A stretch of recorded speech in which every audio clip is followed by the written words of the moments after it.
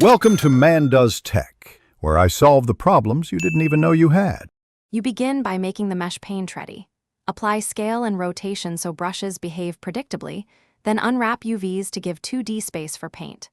Once done, open Texture Paint Workspace and create or link an image texture on the material. Assign it to the base color. You'll also enable viewport shading to Material Preview so you can see strokes in context. Now pick a simple brush, set strength and radius, and make your first visible strokes to confirm UV alignment. You'll progress by choosing the right paint method. Use the brush panel to tweak radius, strength, and blend modes so paint lays down naturally.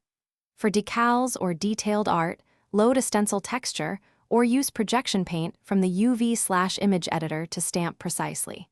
Make masks with face selection masking or vertex groups to protect areas.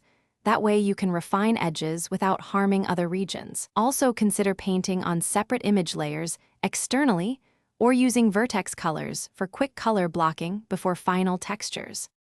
You finish by baking any procedural effects and consolidating painted layers into final image maps. Bake normals, ambient occlusion, and diffuse as needed, using a cage to avoid projection errors.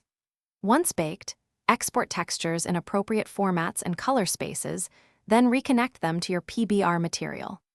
If seams or visible joins remain, fix them by relaxing UVs, painting across edges in the UV editor, or using the clone/clone from image tools to blend.